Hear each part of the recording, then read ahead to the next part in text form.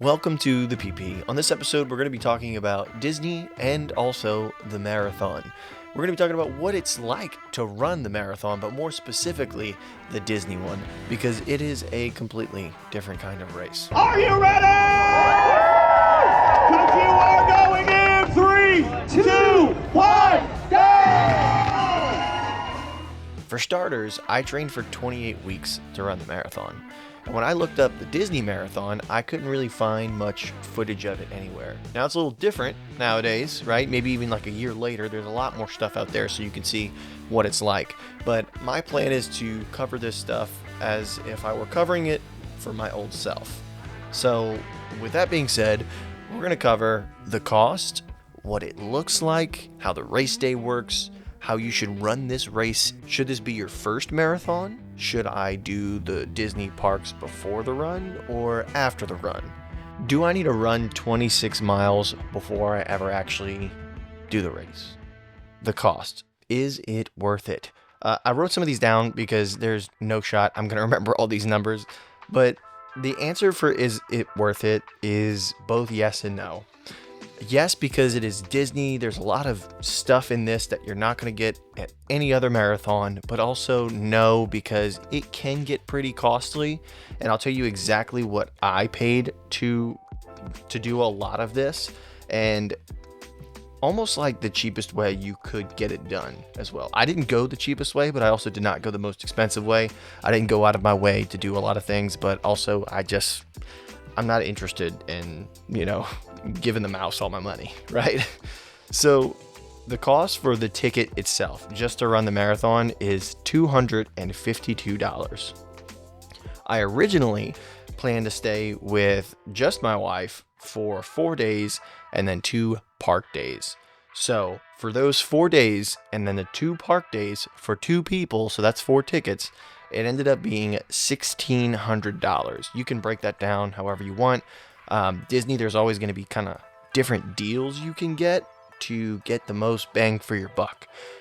Without that, the tickets just for like one park ticket would have been roughly $180. Ask me how I know that? It's because my kids ended up having to come with me, so I had to pay $180 times 4, right? Because there's 2 kids for 2 days, so you could do the math, whatever. The kids cost a lot. So on top of that, in order to run the marathon, you're going to need shoes. And in order to train for it, you're going to need more than one pair of shoes because you're going to wear those shoes out. So the Evo SLs are a perfect shoe for, and you could look these up because they're just great, but the Adidas Evo SL, I think it's like shoe of the year actually.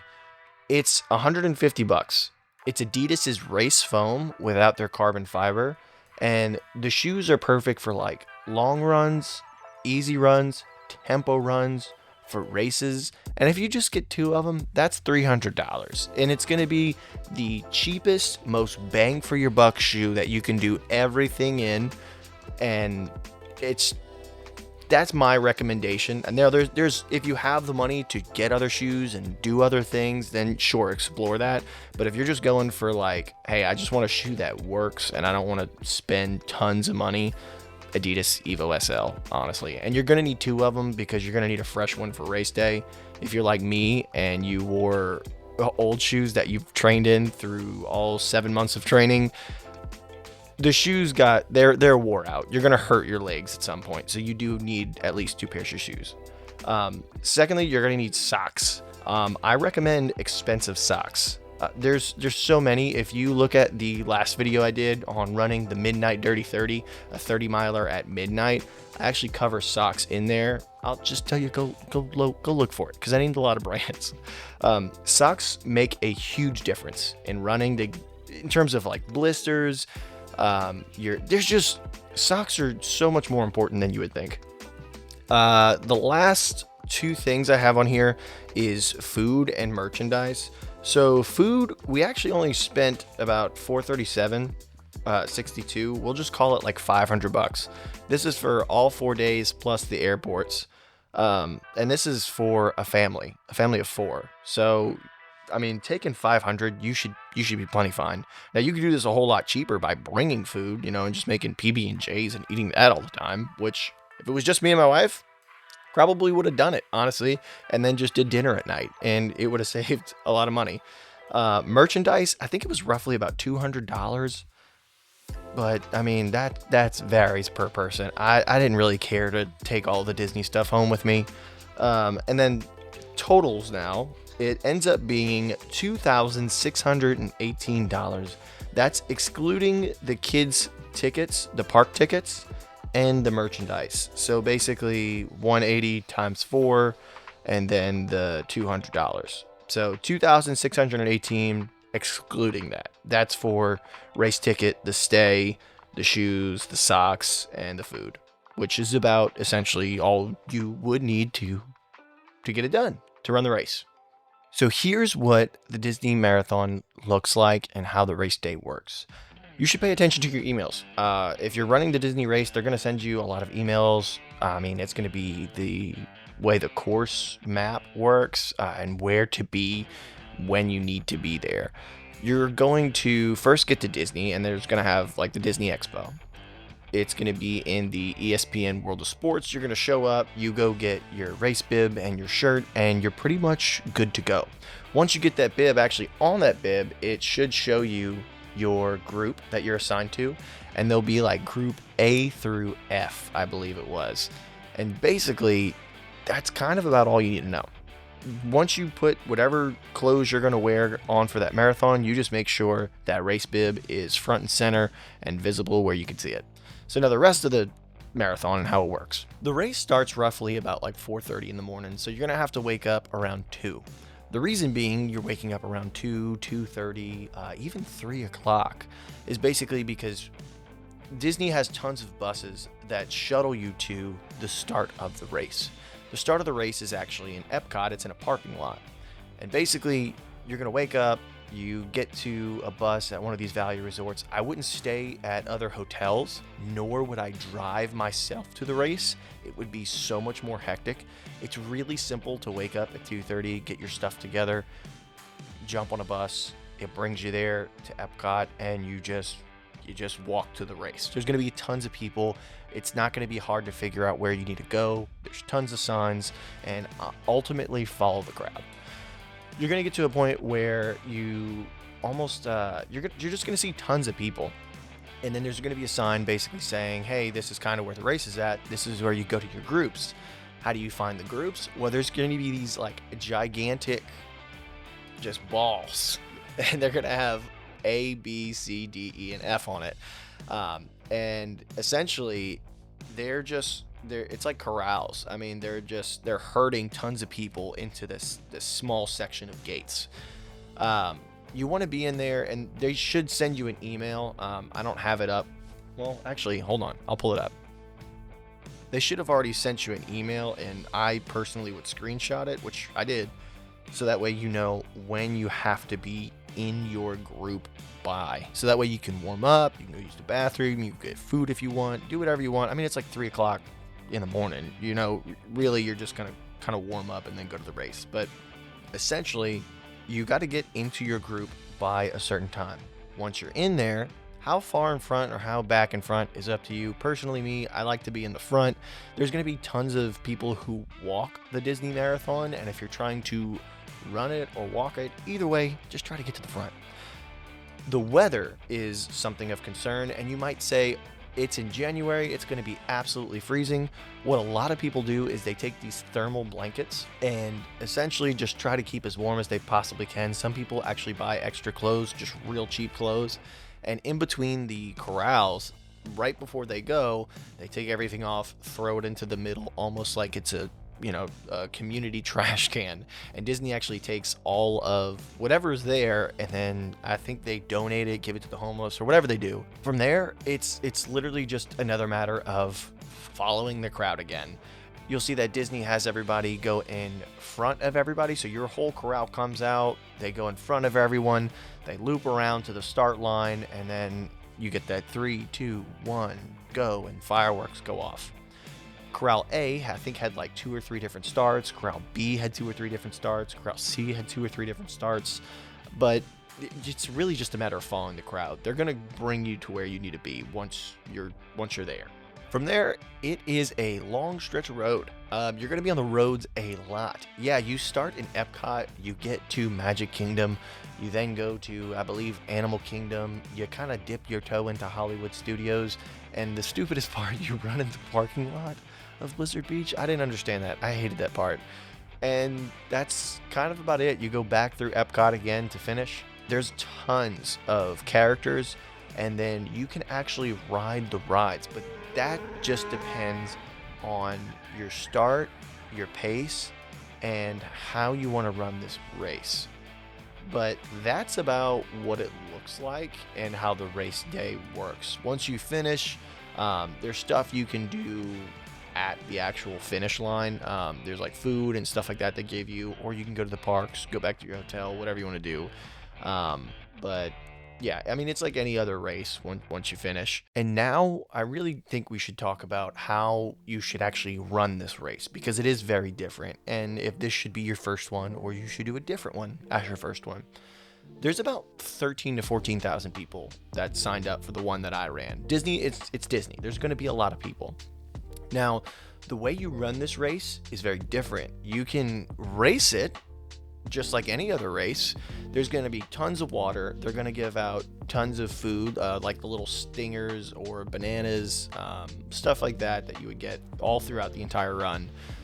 But there's tons of characters that you can take pictures with, and then there's actual rides. So like you can literally ride Everest, or you can ride the Haunted Mansion in the middle of a marathon.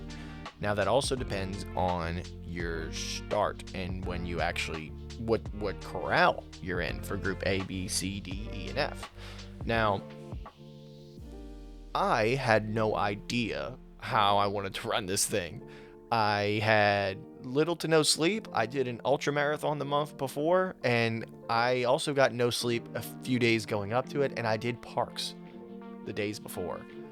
Would not advise any of that. And how I think you should run the Disney Marathon is just to enjoy it as much as you can. How I would run it next would be to hopefully get into one of the higher corrals, A, B, C, or D, because you get a quicker start time. With my pace, I probably could have started one of the lower ones and been fine if I wanted to take pictures with all the characters and rode all the rides all at the same time. Disney has a start time and a hard end time. And there's something called the Balloon Ladies, if you haven't heard of them. The Balloon Ladies basically run at a pace, or a run walk of, I think, 15 or 16 minutes per mile. So basically, if the Balloon Ladies pass you, you're done. So you just don't want to be in that last group, just so you could stay ahead of them. Ideally, if you're in group A and you run at a faster pace, some of these characters, there is no lines because you're running fast enough. You get there, you go in, you don't have to like set up anything. Your bib is how they identify you. So you just go take your picture and you get out of there. I didn't get to take pictures till somewhere in the teens, maybe like 15 or 16 miles, just because the lines were so long. And I'm like, I'm not waiting for characters. To me, this is dumb. Why do I need to take a picture with an adult in a character costume?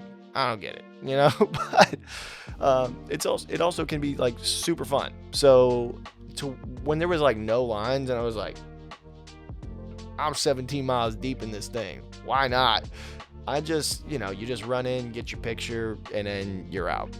The Disney Photo Pass, there's tons of people taking pictures all throughout the entire race, which is also pretty cool.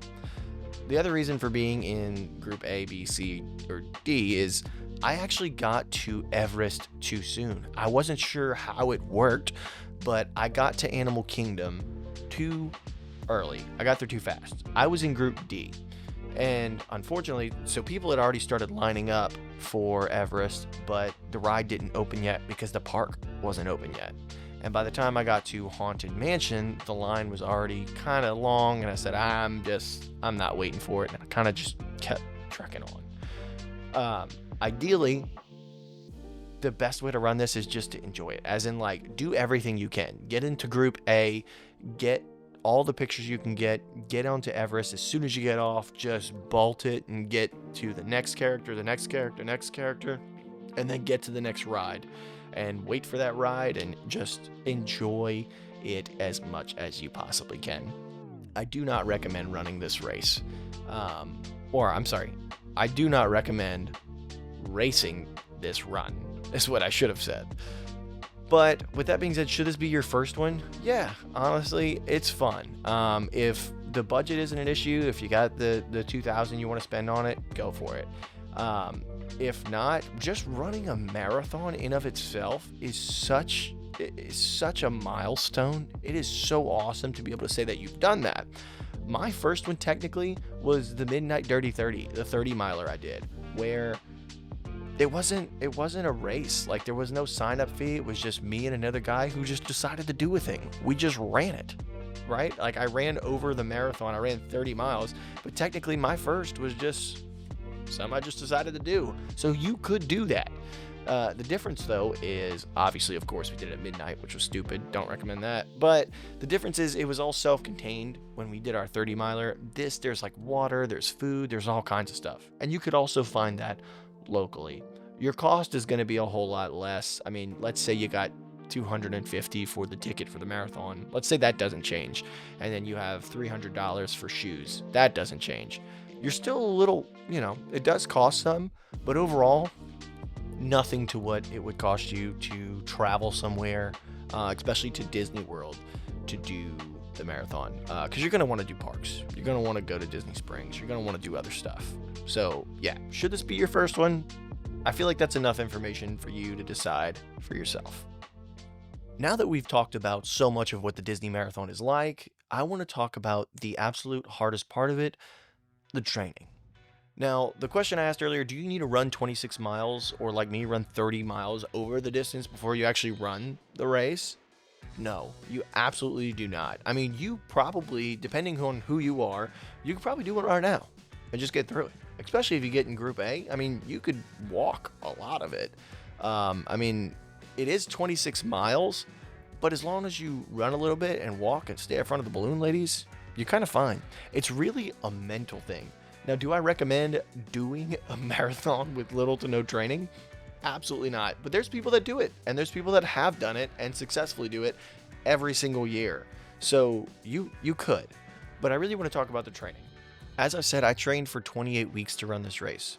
That's more than half the year dedicated to this one run. And if you're like me and you're thinking about taking on your first marathon, my suggestion is pay the money, sign up, and be committed to it, because that's the only way you're going to do it. I didn't intentionally seek out the marathon. One morning, I literally texted my wife and said, hey, the tickets are going on sale for the Disney Marathon. And she literally just replied with, okay, cool, you got in, which sent me on a 7-month cycle of training. So let's say you're signed up and you're wanting to run your first marathon, or maybe you've ran multiple marathons. The best analogy that I could come up with is that marathon racing is like pregnancy. While training, I worked a full-time job, replaced all the subflooring in my home, filmed and edited weddings, created podcast episodes, finished writing a book that didn't get released, read about 25 other books, and I also have a wife and 2 kids. This by no means is me bragging, but simply saying that marathon training is truly like pregnancy. There really is no best time to start or to plan for it. You just do it. Sometimes the whole thing is easy, and then sometimes it's freaking rough. And just like every child isn't the same, neither is every marathon race. Your body will be different, the weather will be different, the course will be different, everything will be different. And that's okay, because that's what it's supposed to be like. Now, while you're running this race, the last thing you want to do is to have to go through this pain again. But the process of getting to that point changes you, or at least it should. So I want to finish by telling you a story of how this marathon training has actually changed me personally. Now, like I said, we talked about the Disney Marathon, but we were also going to talk about the marathon.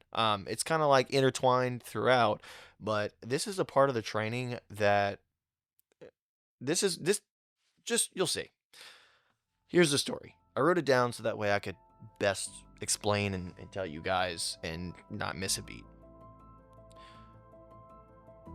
There was a morning where I was supposed to go run 16 miles, and at the time, this was the longest run that I would have ever done in my entire life up to that point. Um, Basically, I loaded all my stuff. I got my water, I got my candy with me, I got a gel. I'm ready to go, and the weather is like perfect. So I drive to the start of where I'm going to run this run, and on the ride there, I decided nothing crazy. I mean, I just woke up early in the morning and just my brain's not all there, and I'm like, you know what? I'm gonna do something I don't normally do. I'm just gonna pray on the way there. And what I prayed about was, well, my mind was like completely just like blank, like there was nothing there. Um, I just prayed about three things that were just kind of I've been thinking about for a while. It was my heart, my spirit, and kinship. Now, the heart. I recently, at this time in training, found out I had a lot of visceral fat, which is basically fat on the inside and around the organs. It's probably the worst fat you can have. It's kind of like you could call it a good way of carrying your fat, like visually, because you don't really see the fat. I mean, you do, but it's not as it's more visually appealing, if you will. Visceral, but like it's a whole lot more dangerous because it's all on the inside and it's your organs, and uh it can cause insulin resistance. It can cause so many other issues, and it's the worst kind of fat you can have. That's what I had, and it was because of my eating habits and everything else. Now, my spirit, I've always had a great work ethic, and at that time, I had sensed something just like wasn't the same. I wasn't who I used to be, and I knew something was missing. Um, and I didn't know what it was, but I knew I needed to push past it. Not that I wanted to get to my old self, but I wanted to push past my old self, if you will. Like a boxer's spirit, the thing that once he gets knocked down, he gets back up and he keeps fighting. That's what I mean by that. You could easily see it in a runner. The last thing is kinship. Basically, there was two different meanings to this in the same one, but basically prayed that God would send me someone to help push me along, somebody to, I guess, carry the burden, if you will. Um, there's so many ways you can explain kinship, but that's ultimately, I guess, what it was. Now, here is the story. I started running and I just like felt great. The weather was nice. I had everything with me. Well, my watch was charged, my headphones were charged, I had all the extra running gear with me. Everything was prepped and just perfect for what would have been, or what was the longest run I had ever run in my entire life. I mean, like, I couldn't have asked for anything better. About half a mile in, my watch buzzed. Typically, it just alerts me at like a new mile, or my ring camera just went off at my house and I gotta mute it for however long it is. Figured it was my wife getting up and letting the dog out, or like one of the kids or something. However, this time it was an app that I have never seen on my watch before. I didn't even know it was there. Basically, if it were a book, I would have been able to like literally blow the dust off of it. And it simply said, "I will give you a new heart and put a new spirit in you." Exactly like that. Exactly like that. It was the Bible app. And this is like, I just got like a mile, like half a mile to a mile in, and I looked down at my watch, and mind you, my brain is just like in the clear. I'm just enjoying it. It's just a good day. And it says, bar for bar, "I will give you a new heart and put a new spirit in you." The elation I felt, the way that made me feel, on top of everything else, amazing. I wish for just any one of you to experience that, because it was awesome, right? So like the three things I prayed for: the heart, the spirit, and then kinship. So at this point, I'm like, all right, God just like band for band, you know what I'm saying? Like, 2 out of 3. What more could I ask for? And now I'm like, all right, how's this whole kinship thing working out? So now I'm just looking forward to it. I'm just excited, right? So now after that, I noticed somebody just ahead of me, like just in front, maybe like a quarter of a mile or so. And he's also running. I don't remember how far I'm into it at this point, and I start thinking to myself, man, I wonder if I'll catch up to him. And I don't know, like he's at like that perfect distance where I'm like, at some point he's gonna turn around and then I'm gonna run past him. But after 6 or 7 miles, like I'm like, this guy's not turning around, and this where I'm running is a straight shot. So I actually end up catching up to him.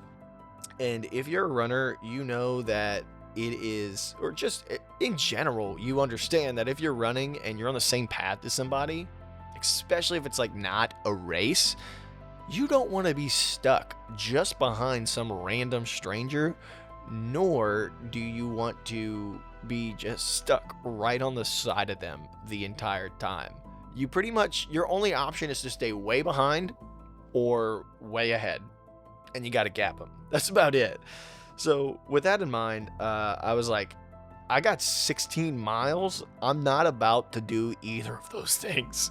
So I decided to introduce myself. Hi, my name's Joseph.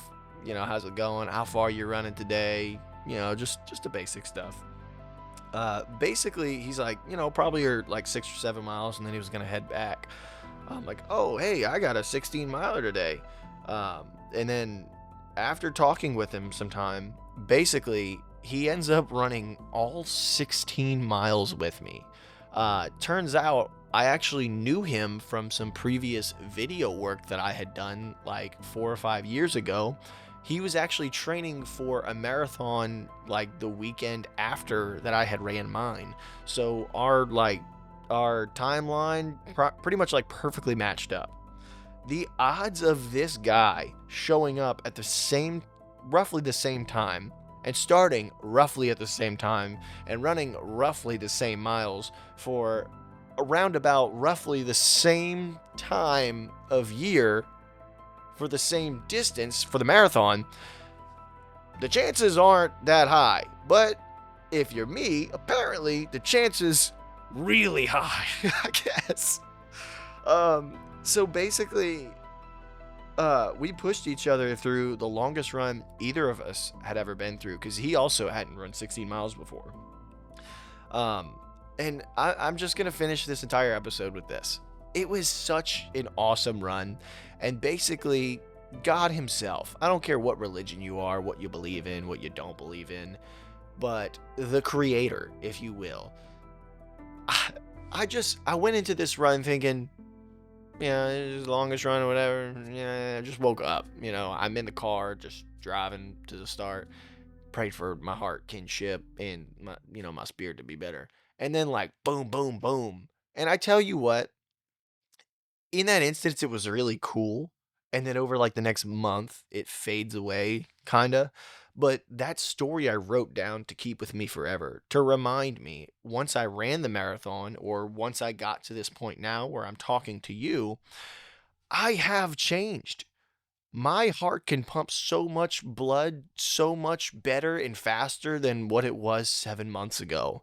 I can run so much faster with so much more spirit and stay in the fight so much more longer than what I had previously could have ever done. And the friendships that I would have never made otherwise, like if I didn't run, if I didn't push myself to do all these things, I would not have made all of these new friendships, nor would I have rekindled old ones and gotten closer with the ones that I already have. All three of those things, yeah, sure, it was like in that day for the story they were answered, but it was over the course of 7 months in this series of training for this one race in particular that actually I was a little disappointed in terms of my own performance. I'm a new man. I'm a changed person, if you will. So if you're thinking about running a marathon, sign up for it. Put the money down and just do it. It's going to be worth it. Not because of the marathon or wherever one you decide to do, but it's going to be worth it because it's going to change you. Whether it's your friends, whether it's the way you look, whether it's your health, whether it's your mindset, or whether it's all of those things combined, it's worth it. everything in life, there's a sacrifice. And there's a quote that says, pain now or pain later. Either way, there's going to be pain. Pain from, not doing it in hindsight, or pain from actually getting it done and changing yourself. Because either way, there's gonna be change one way or another. There's just no way around it. And with that being said, I know I said I was disappointed in some of my time. I'll put up the time right here just so you can see in my placement for the Disney Marathon.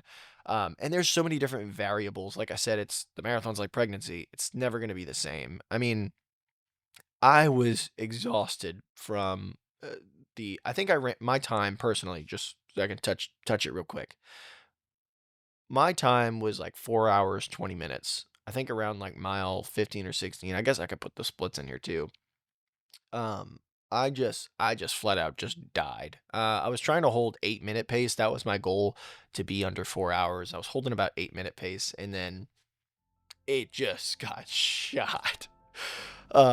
I was exhausted from so many different factors, from my shoes to the park days before, which I recommend doing park days after if you're gonna do them, to my kids now being with me, to not getting any sleep the few nights before, to there's other stuff that I'm leaving out and just forgetting, but it's a struggle for me, because I believe in reasons or results. There's obviously reasons that happen, but here's also the results, and the results speak for themselves. But with that being said, I still get a pretty decent time. I just know that I personally could do better. So for my disappointment, it's not really disappointment. It's just like, hey, unfortunately, I'm going to have to run another one again. And I say unfortunately mainly just because it does suck. It is what it is. But I'm also excited to test myself and see what I can do and try to race and try to do better. Doesn't need to be the Disney one. Maybe I'll do another one and, plan a trip with my family to, I don't know, go somewhere else. But with that being said, that's about it. That's the Disney Marathon, the marathon in of itself. And I'm sure I'll make more videos in this, or podcasts, if you will. But that's it. If you like this video, please subscribe. Please share with your friends and family. Leave a comment down below. Let me know what your thoughts are on it. How you enjoyed the marathon. If you ran it, let me know what your time was. How you enjoyed it. What your thoughts were. Whether you agree or disagree with some of my points, I want to know. So with that being said, thank you for watching. If you got to this point, even if you watched a minute of it, actually, thank you. I'm appreciative of all of it. See you next time.